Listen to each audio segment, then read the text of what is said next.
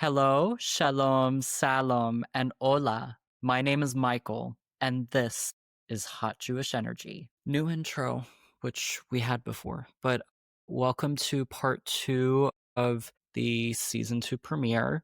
This is episode 2, and in my previous episode, we talked about family and friends and how that has been a very, very weird journey for me, especially after the war, the October 7th massacres, and the ongoing war right now. And now in this part, I'm going to catch you guys up on what's been going on with school. Because when I was filming the last time, I was prepping to go into grad school. And now, 2 years later, I'm prepping to go into my final year, my third and final year of grad school. I am currently getting a Master's of Fine Art and Masters of Fine Art or Master in Fine Arts. I don't know which it is. It is a MFA in theater, contemporary theater and performance. That's the full title, but I just say theater because it's just easier that way. It's a multidisciplinary degree. I am learning all different types of things within the theater realm, a lot of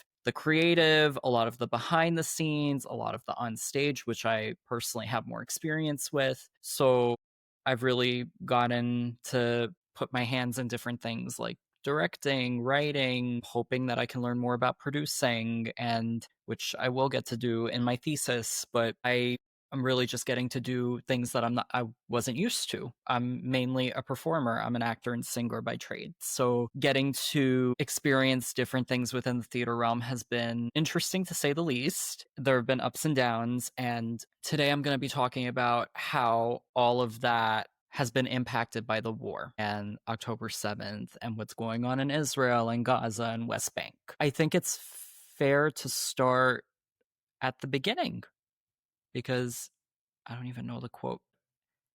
Every great story starts at the beginning. I come into school end of August, September of 2023. I am very excited. I've already met some of the people that I'm going to be in the program with, and I get in and everything's pretty normal. Everything's pretty cool. Everything's pretty chill. And the first month, just getting used to being back in school. I hadn't been in school for over 2 years. So that I'm sure especially people who go back for a second degree, I'm sure you know the feeling of going back and trying to get acclimated again to a university environment, even though it's in the city and it's not really a university. It's separated into buildings. It's not like Columbia where you have like a whole area, but this college is not the typical college. And I was a month in, and then beginning of October came around, and the night before October 7th, that Friday night, I actually went to my first Gay Shabbat, which was very cool. I'd never done anything like that. Gay Shabbat is a phenomenal Jewish queer event group in New York. They've branched out to Israel, but they're primarily in New York, and they've hosted Friday night Shabbat dinners that are a little bit more intimate, a little bit smaller, and that's kind of my vibe. I really enjoy having that and not being so overstimulated, but they've also branched out into non-Shabbat events. But this is my first Gay Shabbat event, and I can confidently say that I really felt a sense of community that night that I hadn't felt in a while. I was familiar to Jewish gay spaces. I had immersed myself in that already for the past 2 years. And with this new type of event that I was going to, I was nervous that I wasn't going to meet like-minded people or find a sense of community. And I was pleasantly wrong. There were so many cool people there that I still talk to. And I felt very supported. And then the event ended. I made the trek back to Long Island because I do not live in the city. I live on Long Island. And I got home. It was around midnight, 1 a.m. I had looked at Instagram and I saw that there were rockets coming into Israel, missiles coming into Israel. And rockets, missiles, I know there's a difference between them, but I don't know which specific type of projectile was coming toward Israel, but something bad was going toward Israel. And I was thinking, they've been through it before. They're going to intercept it. It's going to be fine. No worries. like an hour went by, and then I start seeing photos of the Toyotas in the streets of Israel with the Hamas terrorists on the backs of those Toyotas. And I was looking at it and I was seeing the photos and the videos and I was like, what's going on? What is going on? And then I heard about the music festival that was attacked. We all know that music festival is Nova, and the massacre that happened there of over 200 people. And it was crazy. It was something that I had never seen before. I was up pretty much the whole night. I was up till like 4 a.m. and I had to be at work the next day. I was really worried because I saw all of this happening and I was like, what is going on? I think a lot of people felt that way. They didn't really know how to react to this. They were like, is this really happening? Did Israel actually miss this? And it happened, and it took so long for them to get it under control. The day after, I went to work and I had to act like nothing was wrong when things were wrong. And at that point, I truly did not process what was going on. I think it took me a while to process what was going on. And I went into work as if nothing happened. And then things just kept progressing as they went. As you guys know, it didn't stop on October 7th. This was going on till like at least Monday, of like terrorists still in Israel, them still not being able to find people still missing. It was, when I tell you, Monday in school was just, I remember I went into class, I was sitting there waiting for the teacher, and my group members were starting to pour in, and one of them went over to me and he knew exactly what was going on, and he knew how I was feeling. And that day I went in my closet, I took out my Israel is real shirt, and I wore it to class. Because in my mind, I was thinking, people are going to be supportive, because this was the largest massacre of Jewish people since the Holocaust. How could people not be supportive and sympathetic? So they came over to me, my classmate, and they said, how are you feeling? And I said, I'm not okay. I'm pretty drained. This was a terrible weekend. This is a terrible time. And this person immediately, they were like, oh, well, the government is problematic, the Israeli government. But then I said, okay, you're allowed to have your criticism about the government, but this was a massacre of over 1,000 people. What the government is like is irrelevant to this. Over 1,000 people were murdered, and over 200 were kidnapped, forcefully and violently kidnapped. And this person kind of didn't know what to say because they knew I was right. So I went on about my day. I was just trying to be as stable as I could be. At that point, I discovered that we had a Hillel on campus. I had no idea that we did.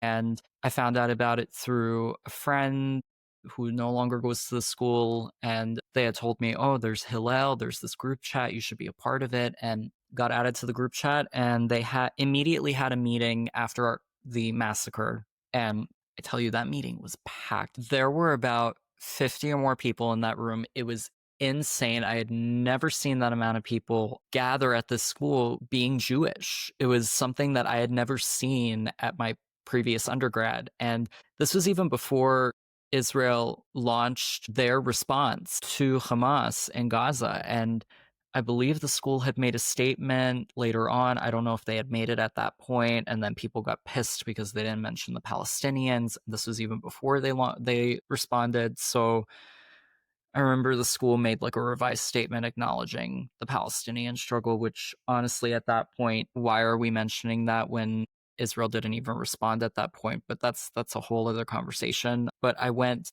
to this meeting, and at that point in time, I really got involved with Jewish life on campus. I had never done that before at my undergrad. And at that point in time, I saw that there was a need and that it was necessary to be involved and to make it as accessible as I could. So I joined the board of my Hillel, and I'm still on the board of my Hillel. People needed that space.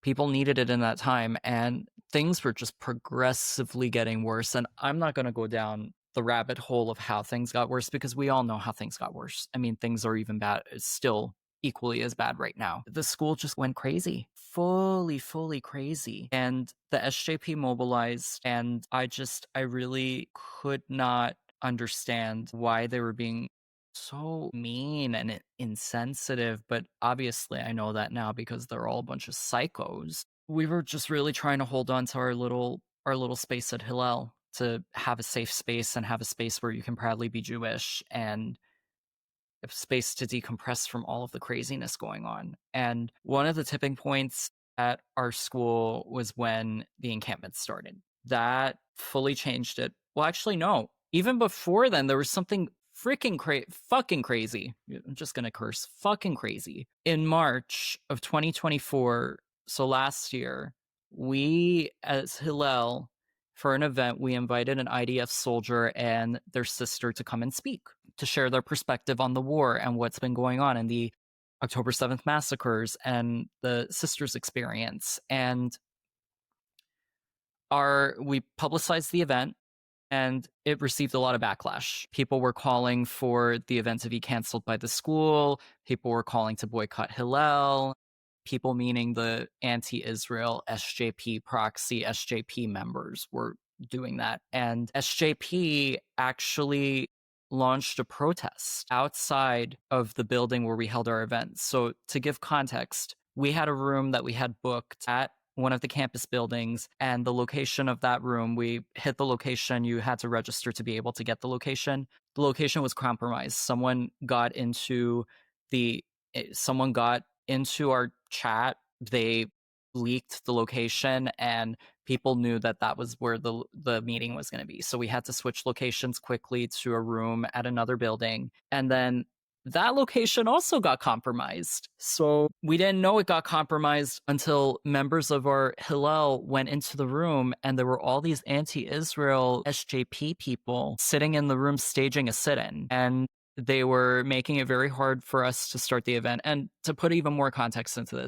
this is what I heard from firsthand accounts from my board members. I physically wasn't there. I was at the ADL conference that day. And this is just me explaining what was going on from their perspective. But it made it very difficult for them to have the event. And they actually had to move into an administrative room. And that administrative room, they went in there, and all these anti-Israel people started hoarding around the room. And from what I was told, they were banging on the walls. They were being very intimidating. And it got to a point where security came in and they told the Hillel members, you have to shut down the event. You have to shut down the event early. It's a safety concern. And they were holed up in the room for probably about 30 minutes to an hour before they were able to be escorted out by security. And people were following them. People were following them out of the building. They were screaming baby killers. They were basically verbally harassing all of these students, all of these crazy anti-Israel people and these SJP people. And they followed them down city blocks. They exited the building and they still followed these Hillel students down the blocks of New York City. I don't understand how something like this could have not been handled quicker. It took a long time for the school to actually handle it. All I know is that there were teachers who participated in this, faculty of my university, and they were suspended. And then there was another protest for the teachers who got suspended for harassing these students for an event that they were rightfully able to have. And it was crazy, crazy, crazy, crazy. And you could look it up. It's on the internet. I kind of felt very guilty not being there because I was at that conference and my friends were being harassed. And I felt that sense of guilt for not being there. But then now we get to the encampments, because after this, maybe about a month or two after, the encampment started. At my school, it wasn't as worse as what other schools experienced, but let's just say that these students were making it very hard for these anti-Israel SJP members were making it very hard for students to actually study on campus and to be on campus. They fully took over the main lobby of our university center, which is right on Fifth Avenue. And it was something that I never thought would happen at our school because we're such a small school. We're not like one of the bigger schools. So it was very weird that something like that was happening at our school. At least for me, I wasn't being exposed to a lot of what was going on because my building is very removed from a lot of the main buildings on my campus, the building that I'm mainly in, and I wasn't seeing like more than half of the stuff that was going on. So I was hearing about everything from group chats, from people sending it to me, and I very much did not want to be near that area. I would only go there if it was for a club meeting, which I think we had switched our location. At that point, our location was not in the main building. It was in another school building, so we didn't have to encounter those people. But I guess I might as well get into the harassment case that I filed because a former student of my university actually verbally harassed me outside campus, literally outside the campus building. And I can't say much about the student, but this student had harassed other students in the past, has called other students derogatory terms, actually prevented a non-Jewish student that they perceived was Jewish from entering a building and actually pushed the student out of the way. And it was this person is just a nightmare. Full nightmare. Was a major part of SJP at our school. And I was walking around the university building, which I have a right to. I'm a student. And the person spotted me and actually came over to me and said, "Oh, get out of here. You're not welcome here." And then I filmed it. It's on my Instagram. If you want to look back enough, May of 2024, you can find the video. This person actively harassed me, called me racist, said that I'm an anti-Semite. Make that make sense.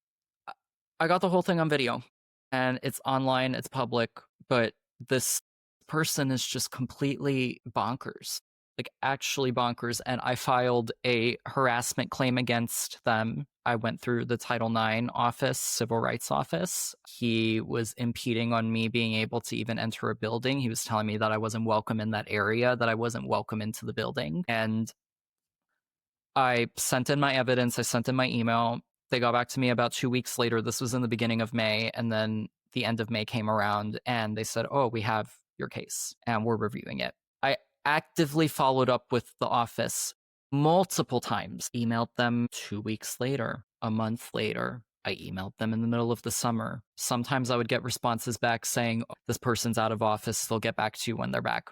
I never got anything back from them. And then it took me, I don't know if this was the actual cause of it, but it was very coincidental. I posted a video on my account and I said, "I have not heard back from the Title IX office in over 2 months. What's going on?" Literally the day after, I get an email back from the head of Title IX at my school saying, "Oh, we'd like to set up a meeting with you to discuss your evidence." So I got on a meeting with them. They basically took my statement, and then I waited a little bit longer. At that point, I did not have like an official statement sent in, but then I like later on I ended up writing an official statement that got submitted in. This was October. And after October, after I submitted this official statement, it took this long for even some type of documentation to get back. And for further context on this, the person who verbally assaulted me and harassed me did not respond to any of their inquiries. I was the only one that was responsive. This person did not respond. They were unresponsive. And I think the only thing that they responded to, which is initial, which doesn't even matter because it's not relevant to it now because they ended up not responding, was that, "Oh, I'm going to seek an advisor." And I was like, "Okay, I have an advisor too." If this episode seems very jumpy, it is because I need to be very careful with what I'm saying because I don't want issues, but I just want to share with you guys my experience of what I went through. But I had an advisor. They wanted to get an advisor. They got their advisor, but then they stopped responding after that. And they were still giving this person benefit of the doubt, and they were still giving this person an opportunity to speak after they missed meetings to give their side of the story, after they didn't do anything to further their side of the case. I was the only one being responsive. By October, I submit my statement. I do not hear back from them until May of 2025. Submit this in October of 2024. I don't hear back until May. It's nearing on a year of this incident happening. This is after multiple emails.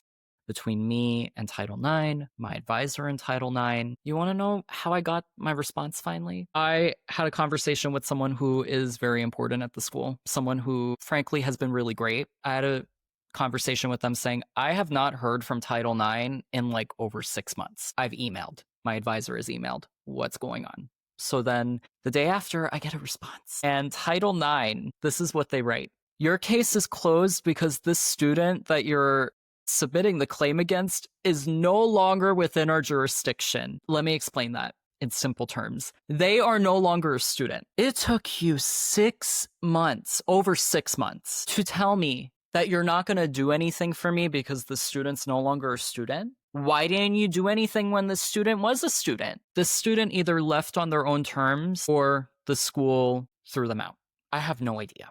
I have no idea what happened. They obviously can't tell me what happened. And I sent back an email saying, you mean to tell me that I have been waiting 6 months for you to tell me that my case is going to be closed because the student is no longer a student? And they sent me basically a copy and pasted reply. And you know, it was a copy and pasted reply, not only because it was such a generic response, but also they copied it twice.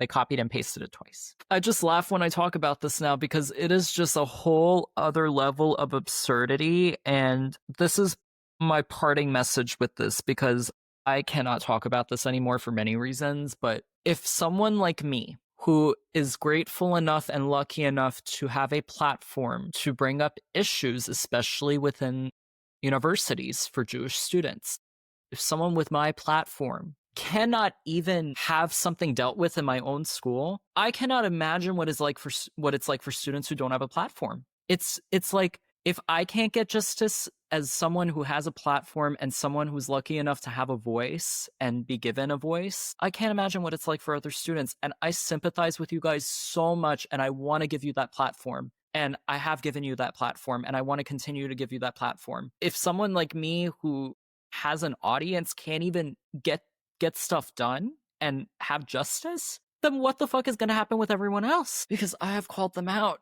I have done what I can. I've spoken with people. I've made the right moves, or whatever the term is, and I still did not have justice. I was told all that mental strain that you went through of having to relive that moment multiple times. When I was telling it, I had to keep being reminded of it when I would have to email them to check in on a case that I submitted, that they should have followed up with me. You're telling me that I had to live through that multiple times just for you to tell me that it's not gonna go through. I'm done with this.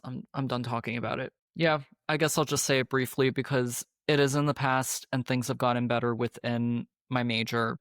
Shit went down within my major. I had a really rough time during the encampment period. This was all going on at the same time, by the way. And it was just, I remember I was in such a bad place mentally with the situation that happened with me, with the verbal harassment, and then all of this crap within my own classes was going on, of like people wanting to go on strike to support the students at the encampments who were arrested. It was affecting classes, final presentations, and I was at a point where I was like, I have values that I follow. What you guys are doing is not fair to people who don't have the same values as you. And I should not have to be pressured into doing what you guys are doing simply because I'm outnumbered. That's not how it works in a professional environment. That's not how it works in this school. We're in a theater master's program. You have to act like we're in a professional environment.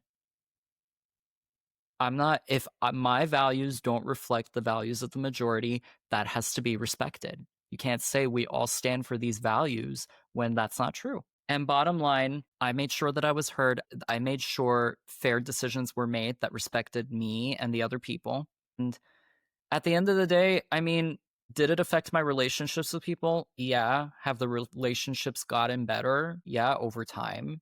It just, that point in my life, that point in my schooling, it really made me have a hard time trusting people within my own industry. It made me very sad that this is what it's come to, that everything has become so drenched in politics and advocacy and humanitarianism and everything. Everything has gotten so drenched in it that it's destroying what we're here to do, which is make art. Sure, art is inherently political, but the war in Israel and Gaza does not have to do with the production that we're putting on. It doesn't. So don't bring it into the room. Do not bring it into the room. You can acknowledge that, sure, you can acknowledge there's a strike going on and um, that there are people participating in that strike, but you have to take into account that there are people in that room who do not want to go on strike. And this is an optional strike. This isn't like the SAG after strike where it affects everyone that has a SAG card.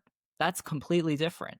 This is a strike in a school, an optional student strike. I don't need to fall under it if I don't want to. So, bottom line, things did get better. Thank God they got better. I guess the one main takeaway that I took from that situation is that I stood up for myself. I stood up for the people around me who did agree with me, whether it was publicly or silently. And I just hope that every single Jewish student can do that. I know it's easier said than done, but we can't cower. And I know it's tough and I know it's scary. And I've had moments where my heart is literally beating out of my chest, and I will go into when moments have been heart beating out of my chest, because there's more to this than what I just told you. There are moments where I had that, but you are going to regret not speaking up as opposed to speaking up. You're always going to think in the back of your head, I could have said this, I could have said that. Just say it, do it. It's okay. And on top of that, if you feel that you're going to get penalized for it, or there's going to be backlash, or you're not going to get hired, seek legal counsel. And also think about it this way. Would you really want to be working with people who don't respect you? That's my 2 cents. Let's talk about my time on the student government. Ooh, this is going to be fun. Should I really go into immense detail about it? Yeah, let's do it. I decided that I wanted to go into student government because I heard that there were going to be a lot of people from the Students for Justice in Palestine on the student government as senators. And I thought, there's only at least one pro-Israel voice on that whole Senate, that whole government, and they need a second one. So I decided to run. I got in, and let me tell you that was one of the most frustrating things I have done. And ironically, ironically, the person who harassed and assaulted me was also on the student government.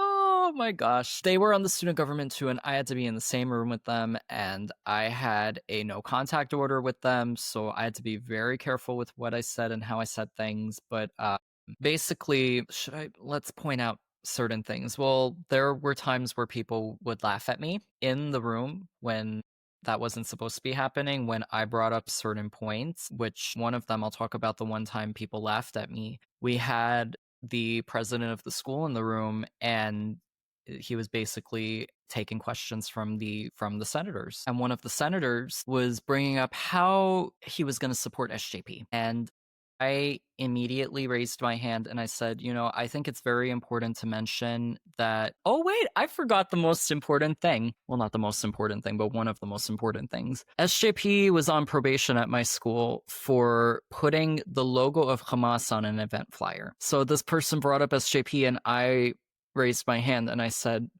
hey, I don't think it's appropriate to bring up an organization on campus that is not only currently on probation, but actively supported a US recognized terrorist organization. I got laughed at. I was told that I was attacking the student specifically, which I wasn't. It's criticizing, because I didn't feel it was right for the student to bring up an organization that is on bad terms in a student government setting. So I got laughed at, and then as I was leaving that meeting, I got heckled outside the building by one of the friends of the senator. They said some very derogatory things to me, and I reported that too. Nothing went with it other than the friend of the student, who wasn't even a student on campus anymore, was barred from entering the building, thankfully. And that ended up counting against me too, because now they had made up this whole thing in the Senate room of like, oh, we're barring people of color from the Senate room from attending meetings. And I was like,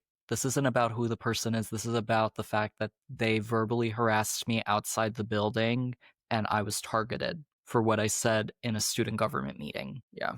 do what you will with that.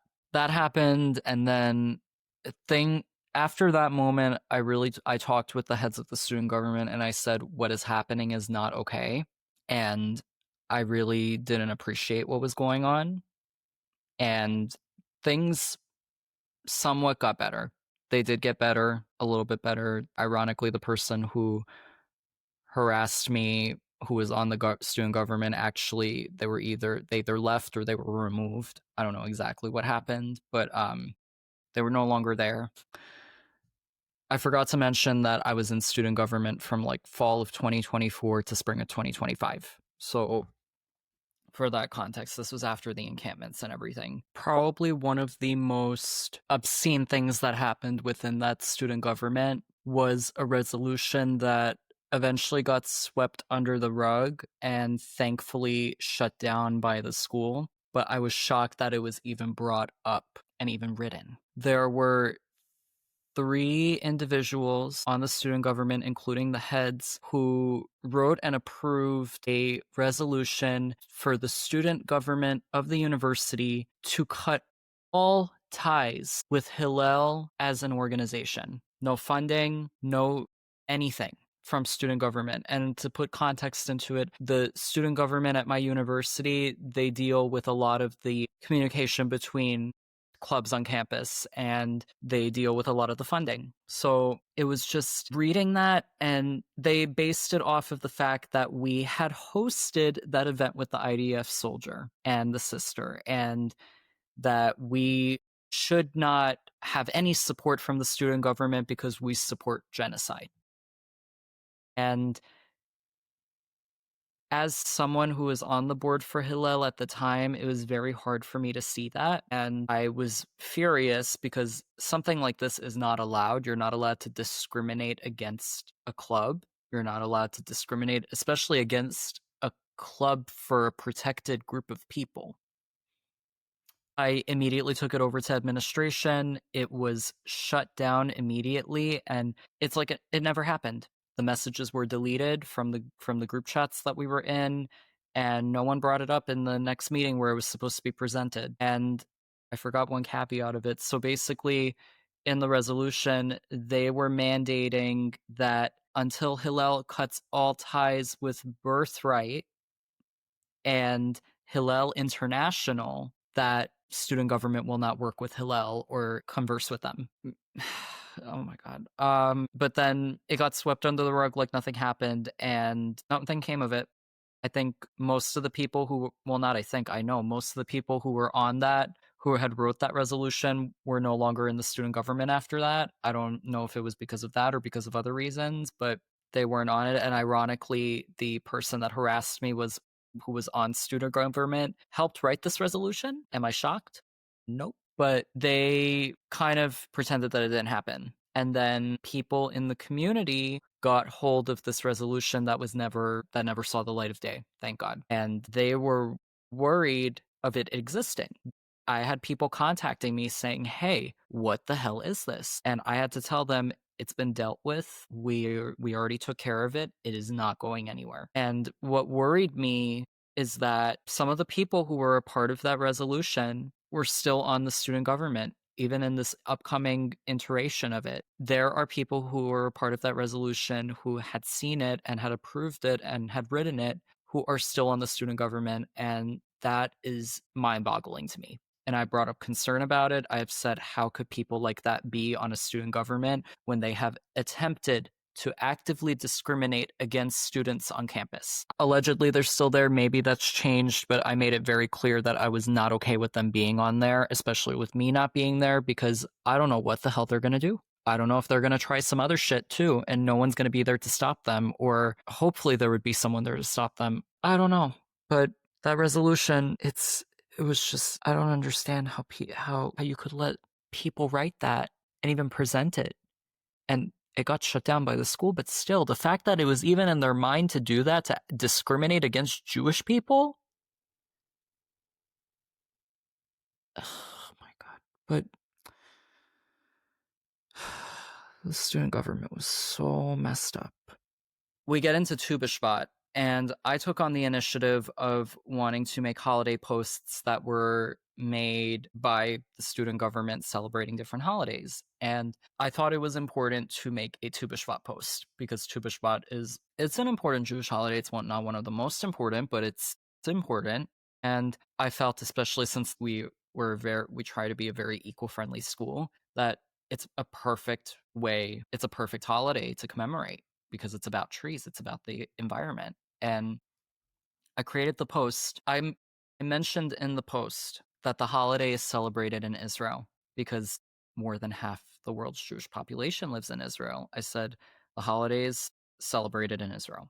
This got so much backlash. The amount of comments that were left on this post. And bottom line, one of the people on the student government who had only access to the account, which I didn't have. I had to submit things, have them approved, and then posted. So this post was approved. I had spoken with the person who has access to the student government social media page about the post. They brought up that it was concerning that Israel was mentioned, and I said, why are we alienating a portion of our student body? We're supposed to be here for all students. There are students from Israel who study here. Mentioning that a holiday is celebrated in Israel should not be a problem. We're not promoting any type of government. We're not promoting anything. We're just mentioning that it is celebrated in a place. And they actually agreed with me, and that quickly turned. When the post got backlash, this person actually went back into the account and wrote an update to the caption that we had and mentioned that, we have to acknowledge the environmental impact that Israel is having and the pollution and the environmental destruction, and that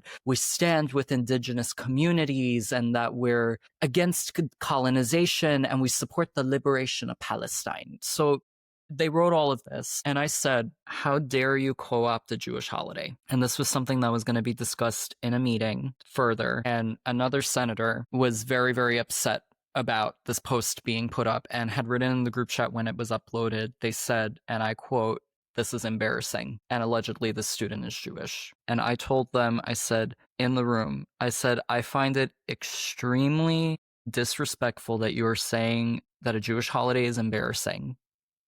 And by you having the stance that you have of saying, this is embarrassing, this is terrible, why are we supporting colonialism? You are invalidating a portion of your student body, and you're supposed to be here for everyone, not just for you, not just for your personal interests, but for everyone. And they kind of just stayed silent. And I even asked them a question. I said, are you saying that you don't acknowledge a portion of your student body? And they didn't really give a response because their answer was yes, they don't acknowledge a portion of their student body. And ironically, this person actually wrote a resolution with me to get the Jewish holidays back on our school calendar. Bottom line, it was just very, very disheartening. And there was just a lot of abuse of power happening. It was very, very bad. And at the end of it all, I later found out that I can't say how I found out because I don't know if I can, but I'll say what it is. I found out that since the second that I stepped into that student government, I was being pushed out because of my views, and that they were trying to load up the student government with SJP and anti-Israel people to make sure that I was outnumbered.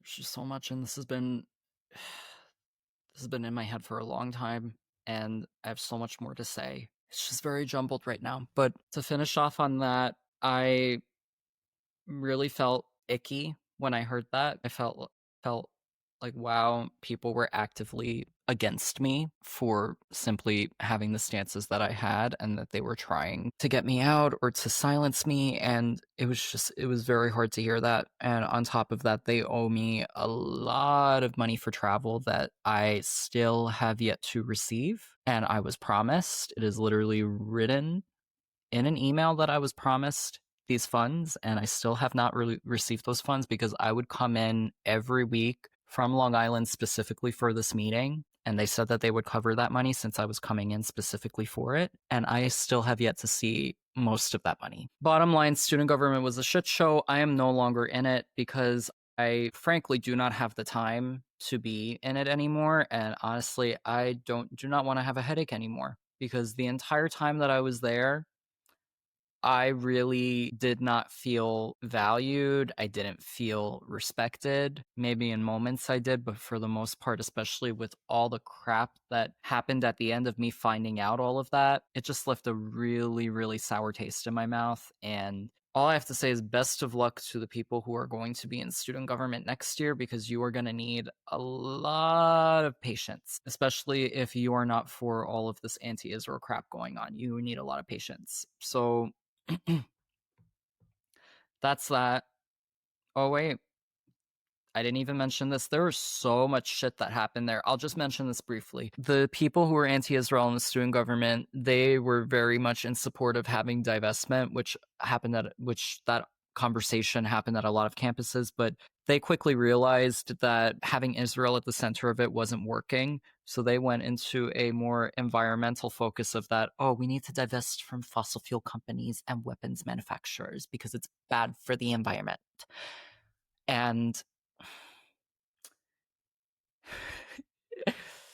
oh gosh, it was just laughable, because you are saying that one of the most environmentally forward countries in the world, which is Israel, is an environmental terrorist. Israel has invested so much into environmental technology. They've planted so many trees. They have invested so much in that land. They literally took a pile of sand and made it fertile and made it usable. And they're here saying that they're an environmental terrorist.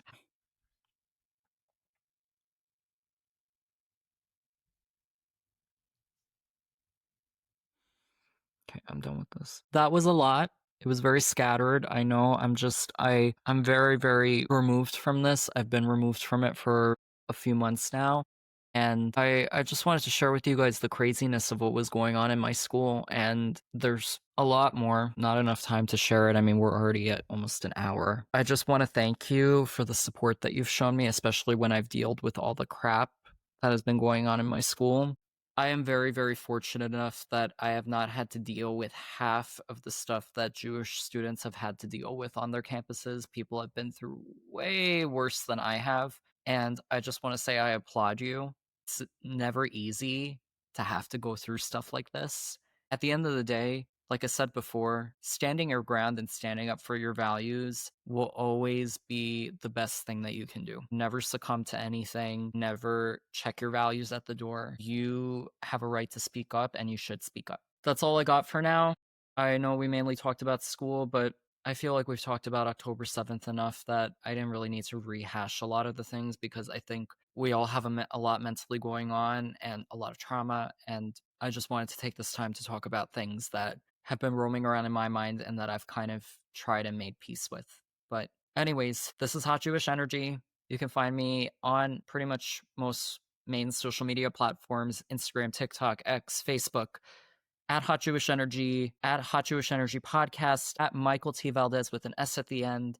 I really hope you guys enjoy the rest of the season. I want to be very transparent with you. Some of these interviews were filmed before October 7th, and some of them were refilmed after October 7th. So some things may be a little off without mentioning about the war. It's because the war did not happen at that point. So I think I'm going to try and put a little disclaimer saying if it was filmed before October 7th. If I don't put the disclaimer, that means that it was filmed after. But I hope you guys enjoy the rest of the season. Please stay safe out there. Please stand your ground. Be true to who you are. And I will see you on the next one.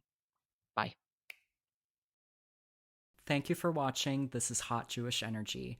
If you like this episode, make sure to give it a thumbs up, subscribe, and share your favorite moment in the comments. If you're on any of the podcasting platforms, give us a 5-star rating and let us know your favorite part of the show. Thank you guys so much for watching, and I will see you in the next episode.